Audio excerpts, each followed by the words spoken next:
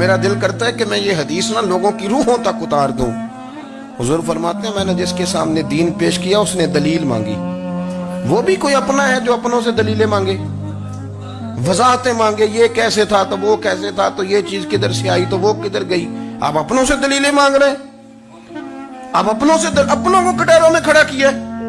حضور یہ نہیں فرماتے کہ دلیل تھی کوئی نہیں، فرمایا جس نے مانگی میں نے دی دلیل، اور لوگ دلیل دیکھ کے مسلمان ہوئے۔ حضور فرماتے ہیں لوگوں سنو یہ میرا ابو بکر ہے، میں نے اسے کہا کلمہ پڑھ لے، اس نے دلیل ہی کوئی نہیں مانگی، فوراً ہی کلمہ پڑھ کے مسلمان۔ یہ احساس ہے۔ یہاں تو تھک گئے لوگ اپنوں کو دلیلیں دیتے، وہ جی ویسے کیسے تھا تو ایک بندہ یہ کہہ رہا تھا تو دوسرا کہنے دے جو دنیا کہتی ہے، تو اپنی بات کر، تو بتا تو کیا کہتا ہے، اپنی رائے بیان کر، تیرا نظریہ کیا ہے، تیرا ذوق کیا، تو چھوڑ لوگ کیا کہتے ہیں، اپنی بات کر۔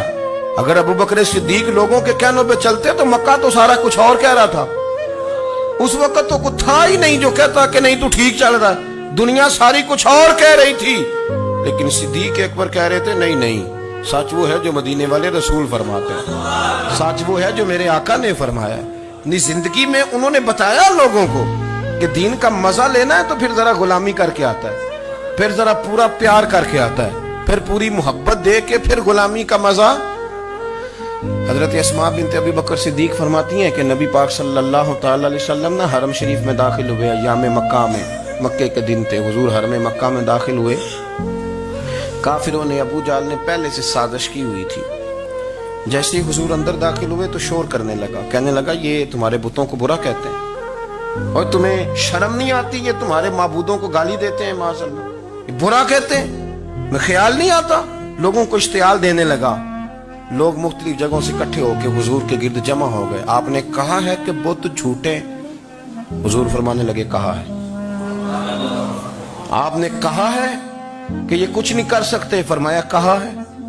آپ نے کہا ہے یہ کوئی نفع نقصان نہیں دیتے، حضور فرمانے لگے کہا ہے۔ رسول کائنات صلی اللہ علیہ وسلم سے جو سوال پوچھا حضور نے بیان کیا، چاروں جانب سے وہ نبی کریم پر ٹوٹ پڑے، معاذ مارنے لگے۔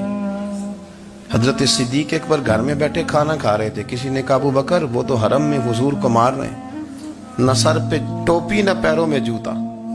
ابو بکر دوڑے، سر پٹ دوڑے، بھاگے۔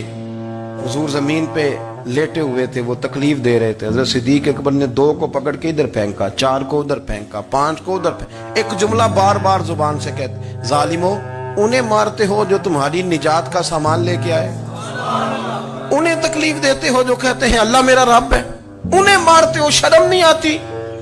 اب انہوں نے حضور کو چھوڑ کے تو جناب صدیق اکبر کو مارنا شروع کیا۔ حضرت صدیق اکبر، عقبہ بن ابی معیط، عتبہ عتیبہ، ان کے ہاتھوں میں جوتے تھے۔ آج کل جوتے وہ نہیں ہوتے جو اس زمانے میں تھے، جوتا ہوتا تھا لکڑی کا، کھڑاؤں کہتے تھے، وہ جوتے پکڑ لیے اور جناب صدیق اکبر کے سر پہ مارنے شروع کیے۔ سر پہ جوتے لگ رہے ہیں، لگتے جا رہے ہیں، خون بہتا جا رہا ہے۔ حضرت صدیق اکبر نے بازو کھولے ہوئے، بے ہوش ہو کے گرے۔ حضرت اسماء کہتی ہیں میرے والد کو لوگ گھر لائے تو سر بھی سارا لہو سے بھرا ہوا تھا، چہرہ بھی سارا لہو سے بھرا ہوا تھا۔ عشق تے اگ دوویں ایک برابر، عشق تے اگ دوویں، عشق تے اگ دوویں ایک برابر، پر عشق دا سیک ودھیرا، اگ تے ساڑے ککھ تے کانے، عشق ساڑے تن میرا، اگ دا دارو می تے پانی، کوئی دسے ہاں پلا عشق دا دارو کیڑا، سجنا اتھے کچھ نہیں بچتا جتھے عشق ہوراں دا ڈیرا۔ حضرت صدیق اکبر کو گھر لائے تو لہو لہان ہے سارا وجود، خون بہ رہا۔ جناب اسماء کہتی ہے میں نے سر پہ ہاتھ رکھا، دیکھوں کہاں کہاں میرے والد کو، میں رو رہی ہوں، میں نے سر پہ ہاتھ رکھا تو کہتی ہیں بال بھی میرے ہاتھ میں آ گئے اور سر سے چمڑی بھی اتر کے میرے ہاتھ میں آ گئی، گوشت بھی سر سے اترنے لگا، سارا سر ان کا مار مار کے انہوں نے نازک بنا دیا، نرم کر دیا۔